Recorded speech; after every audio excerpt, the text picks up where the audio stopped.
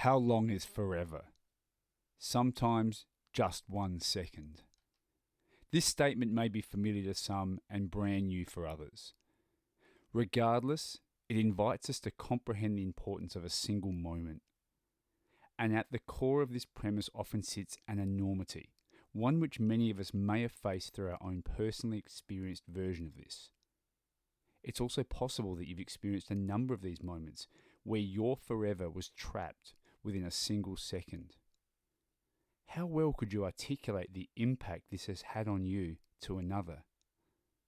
When tragedy occurs, our world can seemingly freeze and become defined by these single moments. Without personal experience, however, is it possible this enormity can fully be appreciated or understood by another? It is in these moments we are challenged to reconcile how the rest of the world continues to spin on around us and life for others appears so unaffected, blissfully unaware of our traumas. I believe that the reason beautiful endings are indeed so beautiful is due to the depths of the tragedy that comes before them. This is no truer than in the continued telling of Arman Abrahimzadeh's story here on the next episode of Just Lawful.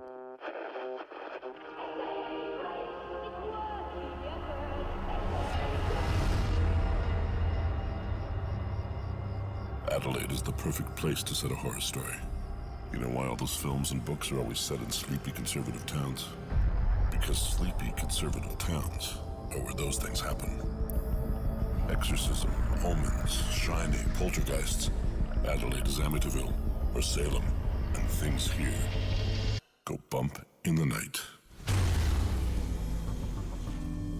Welcome again to Just Lawful, where things do indeed go bump in the night.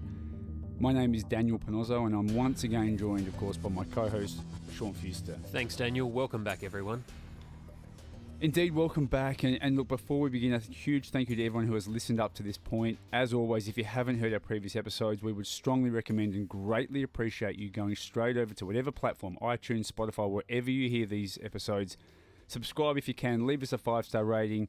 That's how you help us to get our work out to the masses and indeed to those people who could benefit from this the most.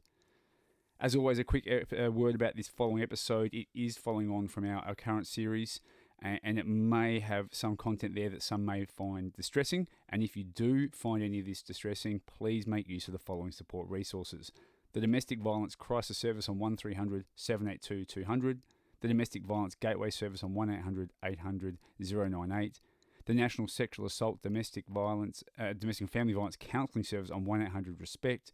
Of course, big advocates for the Zara Foundation, zarafoundation.org.au, and of course, DV Safe Phone as well. Sean, it's fair to say this episode is going to touch on some very sensitive stuff. And I want to give a bit of a warning out there to everyone. What we haven't done on this show yet, with all the wonderful people we have spoken to, is we haven't been in the immediate moment after a vicious crime has occurred, after a death has resulted. That's where we're going in this episode. It's very raw, it's very confronting, it's very honest. Arman Abrahimzadeh does not pull any punches about what he saw the night his mother was murdered and how he felt about it at the time. So please be aware that there could be some traumatic imagery coming up, but at the same time, this is why we do this show. This is why I do what I do every day at The Advertiser. This is why I'm a court reporter, because these are the stories that need to get out. These are the emotions that need to be heard. And this is the empathy that we all need to feel for victims and survivors of crime. You are quite right, Sean. And with that said, we're going to move straight into this. And as Sean said, we're going to move into the incident. And more than that, we're going to get a really in-depth look at the court process and how that played out and the impact that has had to this young man, Arman, and his sisters. Without any further ado, let's move straight into the next part of the interview process with Arman Abrahimzadeh. Can you give me some time frame from when you left the home to sort of leading up to the tragedy of your mum's death? Mm-hmm. What sort of time frame are we talking there? So it was about 12 months or 13 months to be accurate. I do vaguely remember this because it was around about Valentine's Day, which is mid-February. Yeah. So it was around about then. There was an incident at home where an argument broke out between my parents, and my dad essentially cornered us and said, one day he's going to burn the house down with all of us inside it.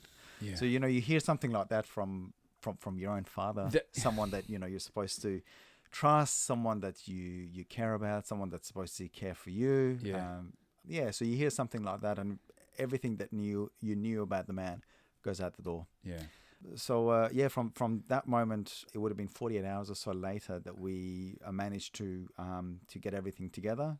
When I say everything, I mean 4 bags of clothing and some personal belongings. It's almost right back to that first moving countries. Correct. Again, right? Yes. Wow. Okay. Yep. So we essentially had to get all the everything that you absolutely needed. There was so much that we left behind in terms of family photos. We have got, and I know that from time to time, friends or even Genevieve sometimes questions and say, hey, do you have any of these photos? There's hundreds of photos that you just left behind. There's videos and so much more that you just leave behind because that's not what you need to stay alive. So you grab some clothes and some personal belongings that just cannot be replaced, and you chuck them all in a suitcase.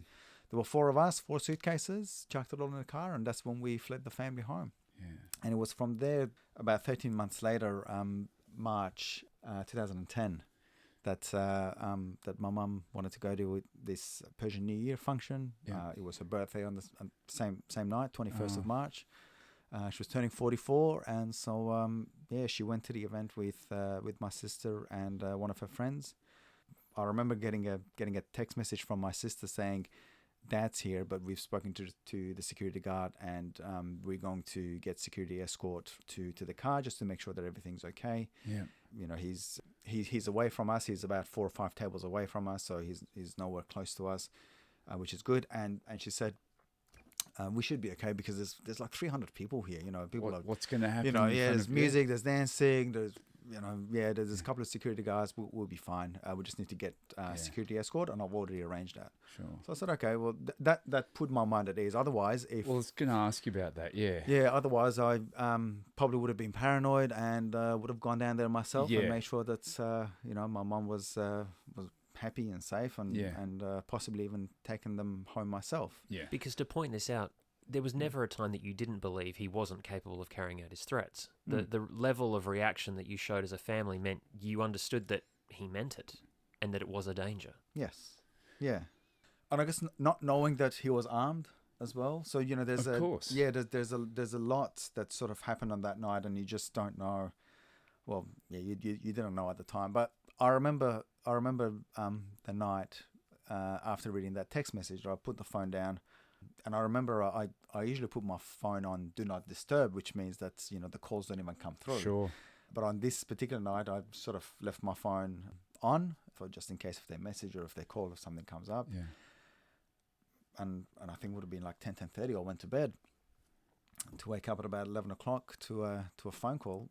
And it was my sister's friend who essentially, the words were, your dad stabbed your mum, come down quickly. And I woke up to that, and I remember because I went to bed, put my phone down and I went to bed. When that phone call came through and when those words came through, I don't think I quite understood what was happening. And I thought, this is a bad dream, and I'm going to wake up. Yeah. And so it went on, because then I got up and I thought, I kind of went into autopilot, grabbed my jacket, grabbed my keys, grabbed my wallet.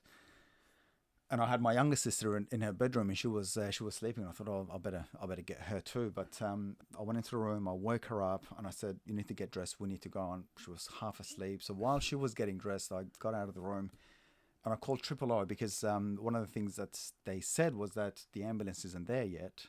We've called the ambulance, but there's no ambulance. And so I got onto 000, and I remember I was in the kitchen, and I was talking to the operator, and I said, an incident's happened.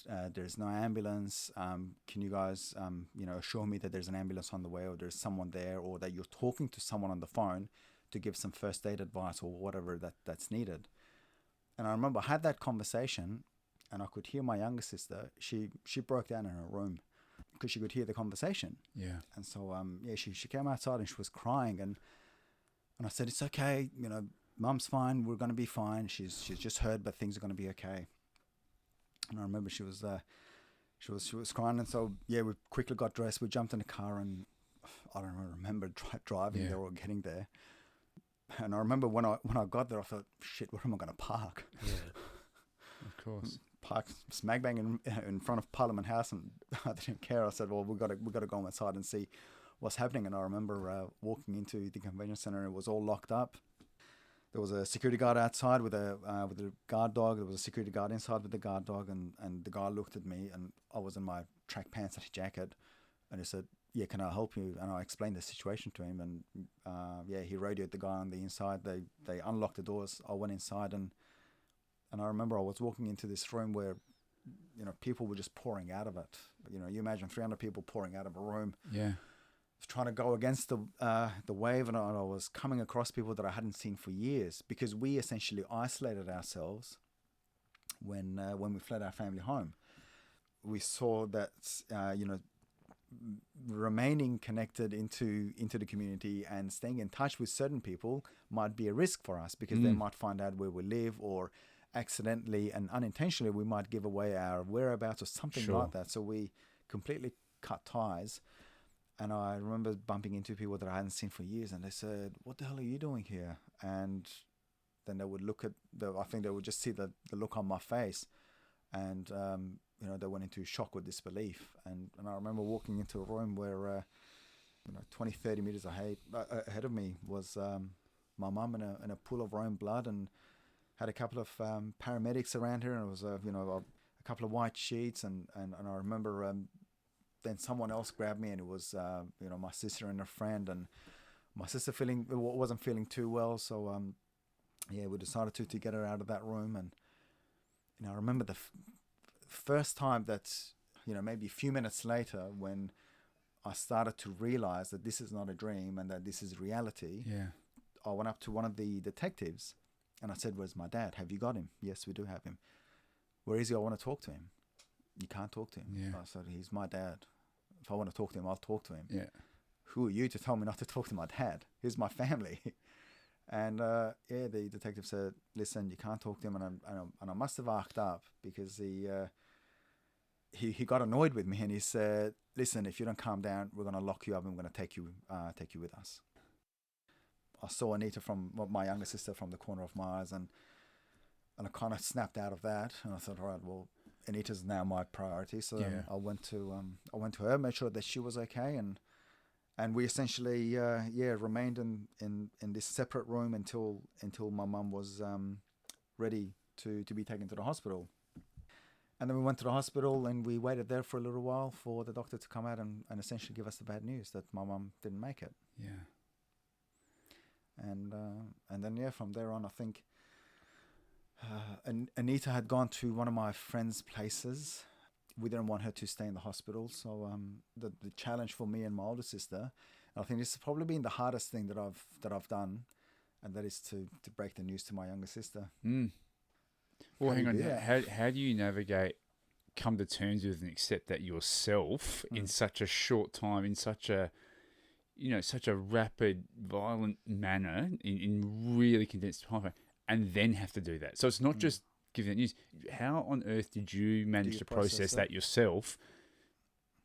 And as you said, wanting to talk to your dad is such a natural response. He's my dad. What the hell is going on? I need to talk to him. I need to understand this. And I don't think anyone would be surprised to understand you getting frustrated and annoyed at that and arcing up, as you say. Detective doing the right thing, going, you need to calm down. You can't get that. But as you said, immediately your thought was, Anita's there. My priority is now that. And you snapped into that, dare I say, that male figure role of the family where you are now the protector, right? So good or bad, that sort of comes to the fore. But how do you process that and then have to go and do that as well? It's the worst of bad dreams you could possibly have. How did you navigate that? I don't know. It's kind of like a sink or swim situation. Sure. You've got a situation ahead of you, and you just need to deal with it. Yeah. You just need to deal with it. And I remember we had finished at the police station. We had provided an affidavit, a statement to the police about the past 20 or so years. Yeah. And we jumped in a car, and it would have been like 6 or 7 o'clock in the morning now. We jumped in the car, and my younger sister was still at my friend's place, and we were driving, and I clearly remember this in the morning, because I was driving along and I could see people walking past. I could see it was a Monday morning, and people were going to work, and it was peak hour traffic and driving out of the city. And I said, how can people get on with life? Yeah. Our lives have been turned upside down. How can people get on with life?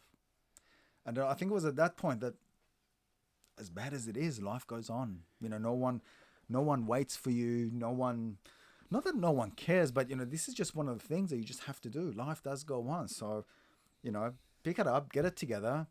Let's go and deal with one thing at a time. And I think the only thing that was in my mind is that let's go and see Anita. Let's go and have a chat with her and essentially break the news to her.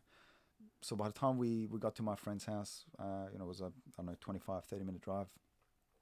Etienne and I had kind of, talked about, how we would break it to her and what you would say, some of the things that you would prevent from saying, maybe don't frame it in this way, or so we had a bit of a talk about it, and then when we got to my friend's place, we essentially sat her down and we said,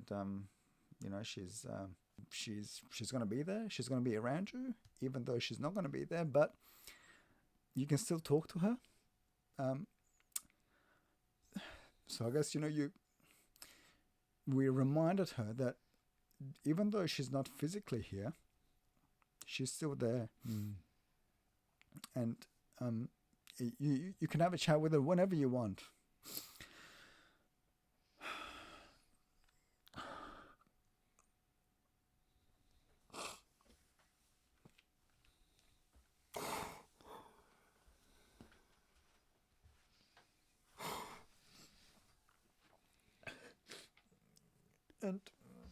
And we did. We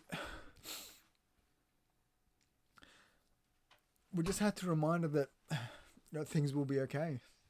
Yeah. And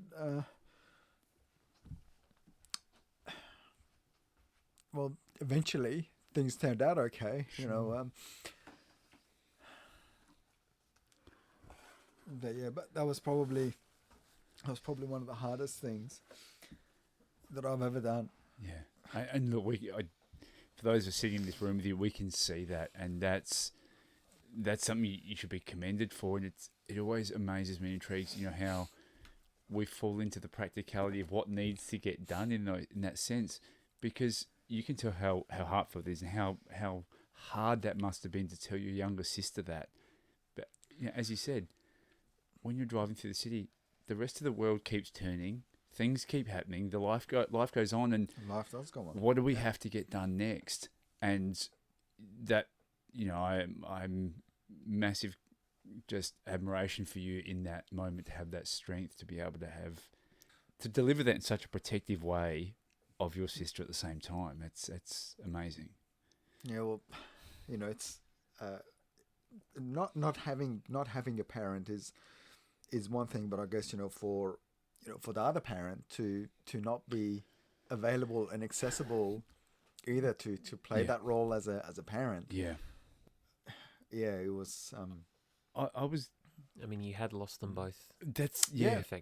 I was going. That was the point I was going to bring up, and you've essentially lost two parents in the blink of an eye here. One with the tragic sort of end of life for your mum, but essentially with going into custody of your dad, you've lost both of those parents in that same moment for two very different reasons in different ways. But that must have been incredibly difficult for you and your sisters to try and make headway around that, and knowing that one is responsible for the other at the same time. That is a hugely complex headspace to try and navigate while dealing with trauma and grief of your parent anyway.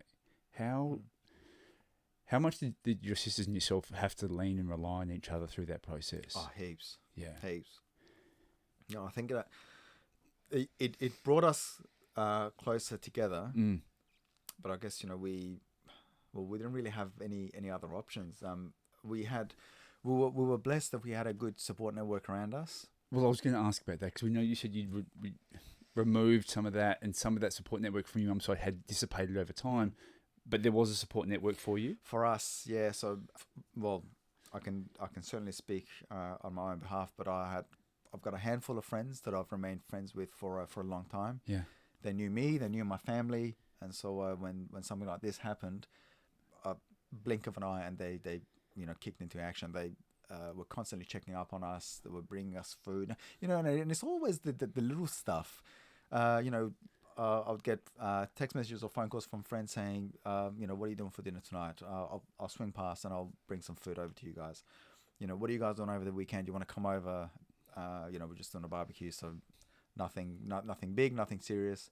If you're comfortable, come around. So it was those sorts of things and small things and things that we might I now think that they were quite insignificant, but at that moment, it really made us feel like part of a community, and Sure. it made us feel like we're part of multiple families, and so it was reassuring to have that, because if we didn't have that, it would be very, very difficult to get through what we did. Yeah. My enduring memory of you and your sisters is the first time I saw you walking into court. You in the middle, your sisters on either side, and to see three people who were younger than me with such clear poise and dedication to one another just coming out, almost vibrating out of their body language. The three of you were a united front by the time that trial rolled around. And I think that's testament to what you're saying about how much you leaned on each other during that earlier, the period after the murder and prior to the trial. You guys had gelled as a unit like that. We did, and I guess, because we didn't have any other family, I think that was really the only way that we could cope and get through it. Sure, we had, we had a couple of good friends who were close to us, looked after us, but in terms of family, and even to this day, my dad's family are still on his side and support him. So that was a spiral on from what you described earlier with this is within the marriage, that's your problem. Now it's, did they react in any way that you heard? Did they they obviously took your dad's side, but did they verbally and emotionally take that side against you? From what I saw and from what I understand, my grandparents were shattered that this had happened, but they still loved and supported my dad because he was their son. And in their eyes, he could do no wrong. So they strongly believed that he was agitated, and I guess he had no other option but to do what he did. Pushed to the edge, provoked. He was, yeah. That's their understanding, is that he was pushed, and this was the only way out for him. So that's the way they justified it. Whereas with my aunties and uncles and some of the cousins, they have a different perspective, and they feel like we badmouthed my dad in the community, that we did a whole bunch of horrible things prior to fleeing the family home. And also, we didn't flee the family home. We stole a whole heap of things and left my dad in a far worse position. When you leave a family home, in those 4 suitcases, you somehow fit everything that you needed. Yeah. If it was the other way around, then you could sit there and say, oh well, maybe that's the case. So they had the impression, or they'd been given the impression, that you had somehow ruined his reputation, and therefore, not to blame, but there was some justification into those actions because of the manner in which you had apparently left your dad's reputation. Correct. Yeah. That's how your dad presented himself to you as well, didn't he, when he wrote you the letter? Yep. So my understanding is the letter came obviously after the murder and prior to the trial, because I learned of its existence during the trial. Yep. Talk to me about receiving that letter. Was that the first communication you'd had with him since that night? It was, and it was a little bit scary, because what happened was, by that time, we were so we got out of the safe house. I don't know, maybe 4 or 5 months after we fled the family home. We got out of the safe house and we got into a private rental. My mum started working, and things were slowly coming together for us. And we were in this private rental when my mum passed away. And when the letter showed up at this private rental, addressed to that property, addressed to me, it was a bit of a rude shock. There's a power move right there. Yep. I know where you are. Correct. Yes. Yep. I know where you live. Yeah, you can run and hide, but I'll find you. Wow. And so it was at that point that we raised it with the detectives. We went back to the domestic violence service who helped us originally. Through a number of conversations, we decided to break the lease early at that property and go to a safe house again for a few months. And so it was a good thing that we did that. But in that letter, I can't even remember, it would have been 12, 15 pages or something. It was something ridiculous. And in it was essentially my dad justifying his actions, saying that for 25 years I've been married to your mum. Your mum's family have emotionally and verbally abused me. A whole range of things about him not getting justice and essentially justifying what he did. That he didn't see any other options present to him at the time that he committed those actions. That was the only way out. Yeah, he had options. He had plenty of options, and I think it just comes down to his strong belief about him being the man of the house. An Eastern man, he kept writing. An Eastern man, and was entreating you. I've only just reread it this morning before we recorded this. He was entreating you as an Eastern man to understand him. What did you think he meant by that? What was your understanding of what he was trying to say? That we're from a different culture and that you must accept that in our culture we do things differently. And I can assume safely that you don't accept that in any way, shape or form. Yeah. No, I don't. And the thing is, I clearly remember one sentence where he said, Arman, you must understand as an Eastern man, you must have tenacity and you must have, these other characteristics. I thought, well, tenacity is one thing. And I think this is going back to our conversation earlier on in the piece, whether if you're tenacious or whether if you're stubborn. Yeah. I remember him emphasizing on that, and I thought, no, that's you can talk about an Eastern man and a Western man. A human being, a good husband and a good father does not do that. Yeah, that's where it stopped for me. As Sean said, a number of elements there. Confronting that it was addressed to your home address. It was the first correspondence you'd had from your dad since that time, and it went through, as you said, 12, 15 pages thereabouts of a pretty in-depth justification of his own actions, and almost a little bit of a doctrine on how he expected you as an Eastern man to understand that and also adopt that for yourself. With all that in place, because I want to try and understand where you're at right now. With all that in place, 2 grieving sisters, your own grief, now moving through a system that although you've been through a number of systems, the police system, etc., and in that sense, you're now moving into the justice system, the court process. How did you navigate this time? This is, I can only imagine, is one of those one foot in front of the other, one step at a time, because you're about to now have to face your father in court as well. Tell me about the premise of that, because that, with all of that I've just talked about, and we haven't even walked in the front door of the courthouse. And as Sean said, when he first saw you and your sisters, it was at United Front. That must have taken so much for you guys just to get to that point. It did. Don't forget he was a trained solicitor. So he even though he didn't practice here in Australia, he knew what practiced to do. Overseas. Yeah. Once you understand the system, absolutely. Well, the system's worked for him conclusively all the way through. It's worked for him during the whole point of the restraining orders because he was still able to see and menace. It's working for him here now. And I think that's one of the things that the coroner sort of pointed out in his report, is that because of the lack of authority in terms of the way police handled the restraining order, in terms of the way police questioned him, or the lack of questioning, about the assault and the 20 years of abuse that took place.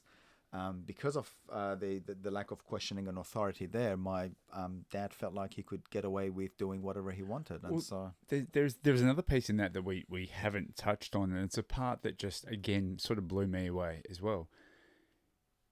I know that although there was a restraining order in place, he actually then went and applied and had that amended, which gave him permission to actually attend that event on the evening of your mother's death. So I had always assumed, before really investigating this with Sean, I had always assumed that he had just breached that restraining order by attending. I was blown away to know that he'd actually gone and had that amended. Yep. And I'm going to throw two numbers here. There was a 57-page report of the history of violence, and his was a 3-page submission saying why he should be allowed to go, and somehow that was approved. I was blown away by that. So when we talk about your father understanding the systems in which we navigate in, that was another piece of that evidentiary aspect of the system working in his favour that, as I said, I was stunned. I didn't understand that. I had thought he'd actually breached a restraining order. No, and I think that the amendment to the restraining order was evidence, if you can call it that, in the trial. That sort of said that this helps support the act being premeditated. That's right. Because this was all done. It was planned. Yeah. And it was planned for a long time. Yeah. And I don't remember when it was, but it would have been 2 weeks or something prior to the incident itself. Yeah. Just it blew me away. Let's sort of half a step forward and half a step back now. As I said, you've now got to face him in his court trial, having to front up, pleading not guilty to the murder of your mother. Like, what? This has got to fracture the concept of this man sitting there that's the cause of that, and somewhere trying to reconcile the fact that that's actually still my father sitting there. What does that do to a psyche in that sense? It is a little bit, I don't know whether if confusing is the right way to describe it, but it definitely plays up on your mind because, here's a man that, I've got a lot of great memories with. Here's a man that, as a kid, I used to look up to. He was my role model. He was the one that taught me a lot about me, about life, about everything. Here's a man that I used to love and care for. Yeah. He used to love me and care for me and my family. Yep. And now he's sitting there only to be referred to as the defendant. Yeah. Confusing as hell, but I think it was just one of those things where you just go into autopilot and it was the same thing when my mum passed away. You go into autopilot and you say, right, these are the things that I must do. Navigate the practicalities. Yeah. It was essentially one step at a time. Let's just see.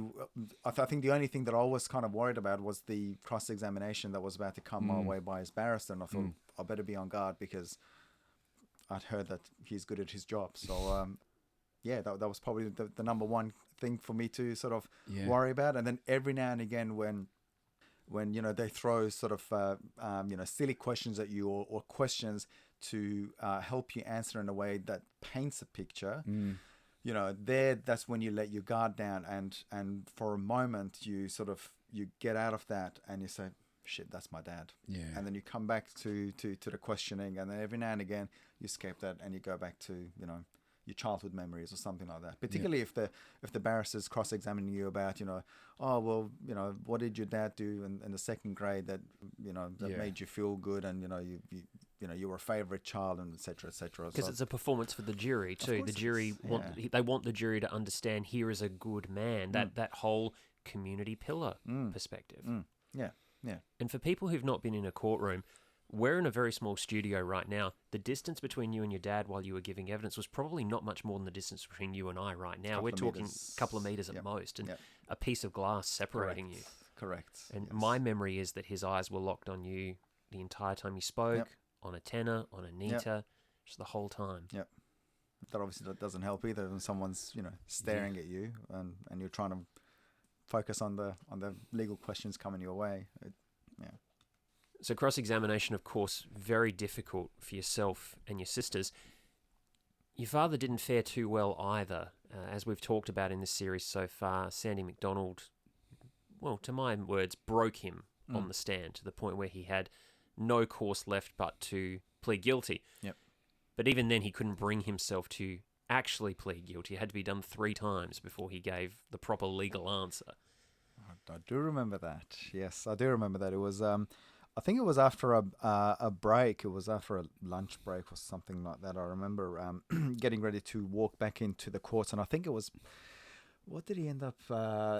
Was he cross-examined for 3 days, or it was 3 or 3.5 days? Yeah, I think it was something like that. Where on the 3rd or the 4th day, he was cornered. He had no other options, and you're right. He was meant to plead guilty in a particular way, but even then, it was his ego. I don't know what it was that was getting in front of him, but something just kept preventing him from waving the white flag, and finally we got those words, and it was a relief for us. It was a relief because we didn't have to sit there and listen to all the other witnesses, and I was cross-examined. My older sister was cross-examined. My younger sister, even though she wasn't, I don't remember her necessarily being cross-examined, but I do remember her giving evidence, and even all the witnesses.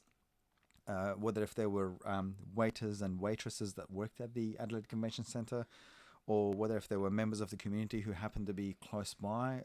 So there were a number of witnesses that had come through and painted a very clear picture of what happened on that night. And I remember thinking about my dad's side of the family, who's going to come along and who's going to support him and who's going to provide character references. And I particularly remember this because the prosecutors and even the detectives said, gee, there's a lot of build-up for this mysterious woman, the person that my dad was having an affair with, this mysterious woman to come and give evidence as well. There's a lot of interest. So yeah, there was all this hype about what was going to happen, and it was right at the end when there was no wiggle room left, and after my dad's lies about how he saw dark, ugly men attacking my younger sister, or some BS that was spun on the day. He finally gave up and pled guilty. So, knowing what we now know about your dad from what you've talked about today, how much effect do you think there was in him being questioned by a woman for multiple days? He probably didn't like it. Because I can imagine that would in itself have been an affront to him. And he didn't like being questioned by anybody, let alone a woman questioning him, let alone a woman who was actually a fully qualified in this country lawyer. I'm sure that must have eroded at him a little bit. I thought that was a fairly good tactical choice. I have no doubt that it did. And I have no doubt that may have been the reason why he didn't want to be defeated or plead guilty, because he saw that as him losing to, and it wasn't necessarily us, it was to the woman as well, to the prosecutor. That's a point that Sean and I have brought up that we think absolutely would have played into that and you called it yourself, that ego piece around, and his own personal idea of justification of his own actions for the reasons. I'm just intrigued for, I guess, a lot of our listeners who don't probably really comprehend that.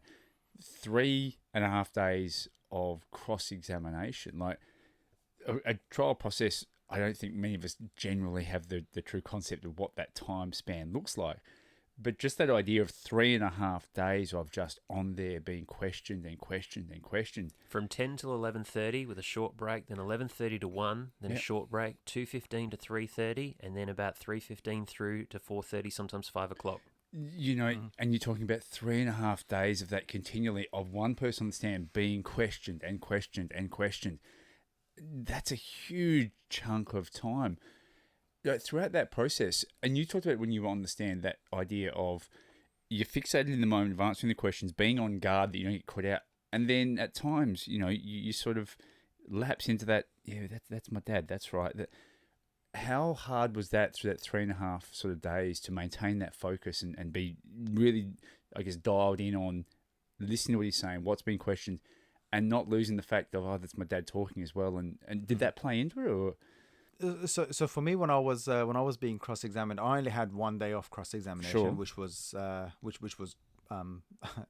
think that was all that I could handle. Well, even that, and let's be honest, even that 1 day, as Sean's just given us the time frames of that, you're talking about a good 5 hours solid of being questioned.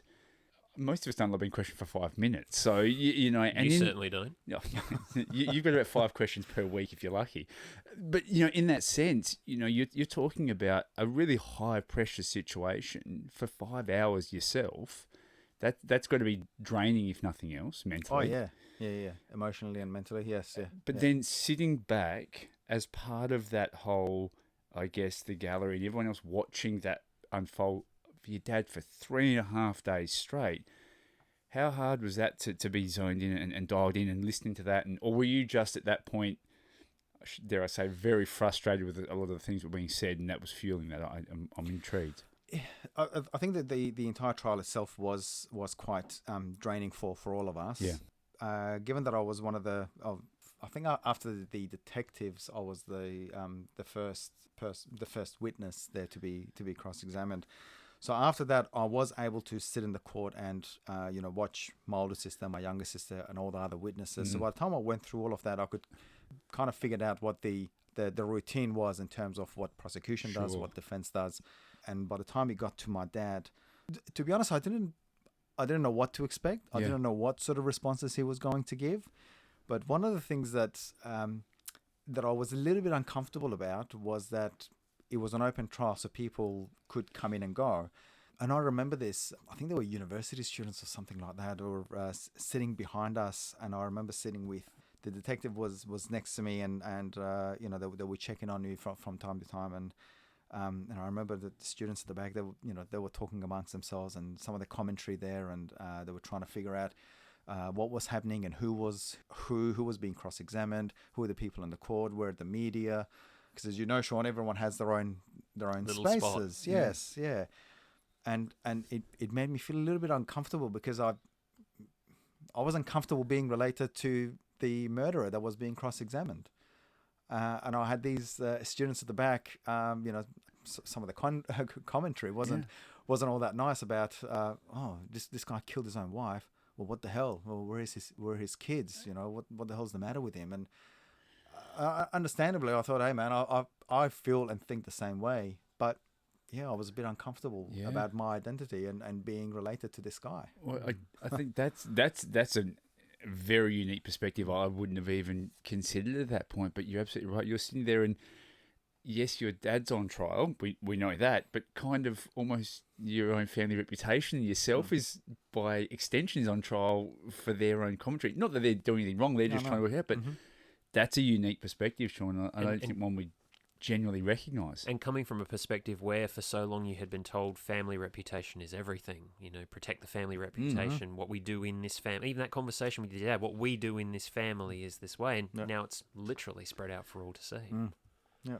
Yeah. And your dad's evidence, from my perspective, was difficult to listen to. Because he, that was his perspective, wasn't it? That was the way, he essentially told the court what he thought was, was the right thing from his own perspective, and he painted a particular picture. But that's always been my sense of it. It's not that some people get on the stand and they prevaricate, they try to make the evidence sound a particular way. Some people try to put a gloss on it.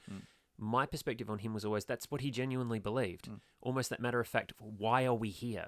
Why am I even in this witness box right now? Why am I in this dock? I've told you what happened. You know what happened. Let's get on with our lives. Like that dismissive kind of attitude is what I got from him. Yeah, and I think that's the thing is, well, when I think about what we went through in our family home, that was that's one of the things that I guess I sometimes have to remind myself about, is that even though he was an educated man, even though he was someone that was highly regarded in the community, there was he had some beliefs and some values that didn't really belong to an educated person, regardless of their culture.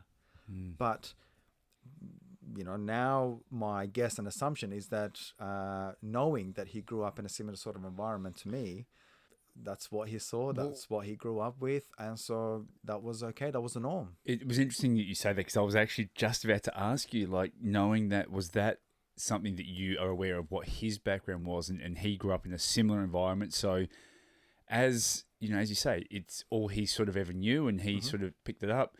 Perpetuated. Yeah, perpetuated. And I'm wondering, rather than another repeat of that premise, was it perhaps that concept of that opportunity of a new life in a new world, which gave you that different perspective of outside of the home, as you said?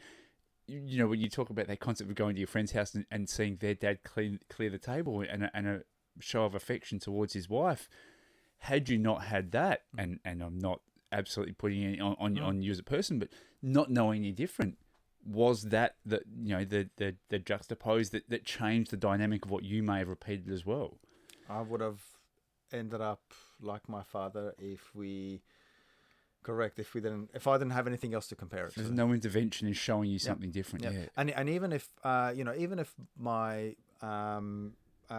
if my family had stayed together, and if my dad didn't end up killing my mum, I probably would have still kept some of those characteristics. You know, the manipulation, the controlling behavior, all of that.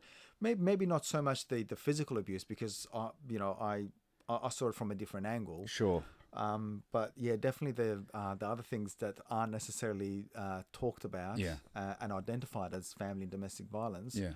Probably would have possessed some of those characteristics and wouldn't have questioned it. It's just fascinating to I guess, hypothetically think of what could have been. And thankfully, what wasn't, obviously, you know, and that you had the awareness of self around that premise to change that is a credit to yourself. So I'm the journalist, right? Mm-hmm. I'm really glad you asked that last question. This is such an important point in all this. We talk in all sorts of walks of life, but especially in the courts, about nature versus nurture. Yeah. There are so many people that come before the court and say, rightly or wrongly, agree or disagree with it, my past is responsible for what I did. Yeah. I am the person I am because of the way I was raised, because of the way I went to school, because of the traumas that have befallen me in my life leading up to this moment. Here's a young man, and by extension, a young woman and an even younger woman, who have every reason in the world to say our lives were terrible. And he's recognized this and made the conscious choice to go in the opposite direction. As he said, if I hadn't had those other influences, if I hadn't been exposed to a life beyond my own, I could very well have perpetuated the behavior of my father, not in the violent sense, but at least in the psychological. And we know that is as damning and as damaging as the other. Indeed. And the one thing I want to pick with that, because I totally agree with everything you just said, is let's not forget that it's a massive credit to this young man to choose that option. Because Absolutely. The thing is, it's one thing to recognize it. It's also then another to go, actually, I opt not for this. And not just choose it, but then persist on that path. And live that out. Live that, walk that road, because it's a harder road to walk. And well, it is, especially when it's ingrained and it's all you've known. And that's right. the point. When I say choose, and I don't mean to say that it's such an easy thing, let's just choose that, because we know that inherently everything that comes from our family beliefs and our values and that displayed family behaviour that we grow up with, that's ingrained in us, right? So for him to recognise this, however, be able to reconcile that against those outside influences, to understand that what I see inside the home is not okay because that's not how the rest of society operates, and I opt for that.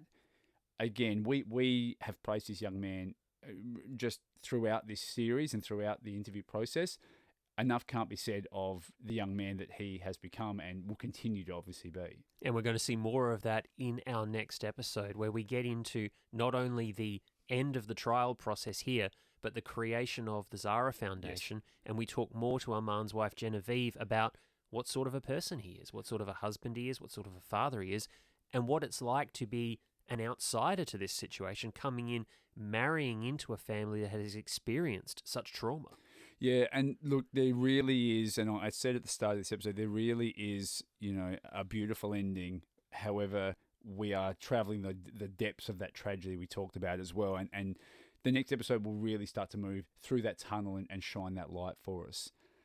Until we get there, as always, if anything you've heard in this episode has been distressing, please make use of whatever resources are around. Here locally for us, it's the Domestic Violence Crisis Service on 1300 782 200, the Domestic Violence Gateway Service on 1800 800 098, the National Sexual Assault, Domestic and Family Violence Counselling Service on 1800 RESPECT, obviously, of course, the Zara Foundation at zarafoundation.org.au, as well as DV SafePhone at dvsafephone.org.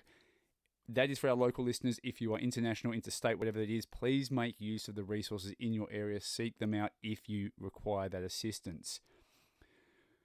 We would just, as always, love to thank everyone who has taken the time to listen to us either on the broadcast through 5AA or through our podcast, which of course is at iTunes and Spotify. Please rate, review, subscribe, do everything that help us get our message out to those who could truly, really need and appreciate this work as well. If you want to get in contact with us, as always, at Just Lawful Podcast on Facebook and Instagram, at Just Lawful Pod on Twitter, at Sean Fuster on Facebook and Twitter if you want to keep up with Sean's work and all the true crime stuff in Adelaide through The Advertiser.